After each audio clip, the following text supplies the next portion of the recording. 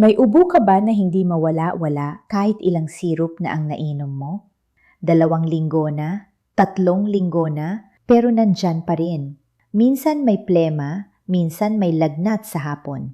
Pinapawisan sa gabi, pumapayat, at nawawala ng gana kumain. Huwag mong basta sabihing allergy lang o lamig. Sa Pilipinas, kailangan nating isipin ang tuberculosis o TB. Ang TB ay impeksyon na kadalasang umaatake sa baga at kumakalat sa hangin kapag ang taong may active TB ay umuubo, bumabahing, nagsasalita o kumakanta. Hindi ito sumpa at hindi ito kahihiyan. Sakit ito na pwedeng ma-diagnose at magamot, pero nagiging delikado kapag tinatago, hindi napapasuri o hindi tinatapos ang gamot. Una, kailangan nating maintindihan na hindi lahat ng sintomas ay dapat takutin. Pero hindi rin lahat ay dapat tiisin. Maraming Pilipino ang sanay magsabi ng kaya pa, pahinga lang, o bili lang ng gamot sa botika. Pero sa kalusugan, ang pinakamahalaga ay timing. Kapag maaga mong napansin ang senyales, mas malaki ang chance na maagapan bago lumala.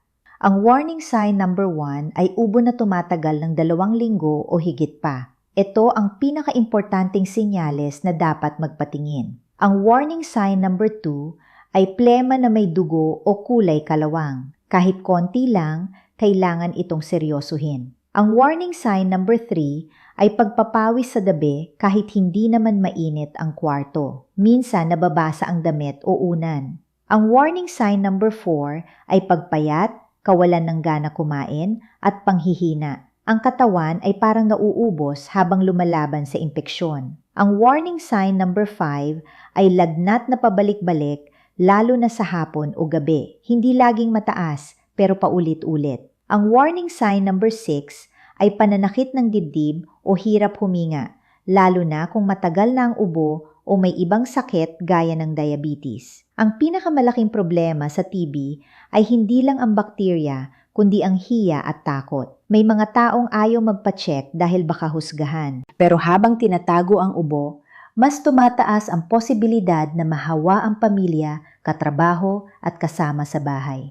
Isipin si Lito, construction worker na may ubo ng 1 buwan. Umiinom siya ng cough syrup at antibiotic na tira ng kapitbahay. Pumapayat siya pero nagtatrabaho pa rin. Nang nagpa-x-ray, nakita na may finding sa baga at positive ang test. Nagsimula siya ng gamutan at unti-unting gumaling. Kung mas maaga siyang nagpa-check, mas kaunti sana ang nahawa at mas madali ang paggaling. Ngayon, ano ang dapat mong gawin sa bahay at ano ang hindi dapat gawin? Tandaan, ang first aid at home care ay pangunang hakbang lamang. Hindi ito kapalit ng pagsusuri, laboratory, gamot o payo ng doktor kapag may red flags. Panglang, kung may ubo ng higit 2 linggo, magpa-check sa health center. Maaaring kailangan ng chest x-ray, sputum test o iba pang pagsusuri. Pangdu, magsuot ng mask at takpan ng bibig kapag umuubo habang hindi pang malinaw ang diagnosis. Pang-3, buksan ang bintana at pagandahin ang ventilation sa bahay kung kaya. Pang-4, kung diagnosed na TB, tapusin ang buong gamutan kahit gumaan na ang pakiramdam. Kapag pinutol ang gamot, pwedeng bumalik at maging mas mahirap gamutin. Pang-5, sabihin sa close contacts para sila rin ay masuri kung kailangan, lalo na bata, senior, buntis o immunocompromised. Ang TB ay seryoso, pero hindi ito dapat ikahiya. Mas delikado ang pagtatago kaysa pagpapagamot. Kapag maaga kang kumilos, pinoprotektahan mo hindi lang sarili mo, kundi buong pamilya mo. Paalala bago tayo magtapos. Ang video na ito ay para sa pangkalahatang edukasyon lamang at hindi kapalit ng personal na konsultasyon, diagnosis o gamutan mula sa lisensyadong doktor. Kung malala ang sintomas, may hirap huminga, paninikip ng dibdib, pagkalito, panghihina ng kalahating katawan, tuloy-tuloy na pagsusuka, sobrang dehydration, pagdurugo, o mabilis na paglala ng kondisyon, humingi agad ng tulong medikal. Ingatan ang katawan, pakinggan ang warning signs, at huwag mahiyang magpatingin ng maaga.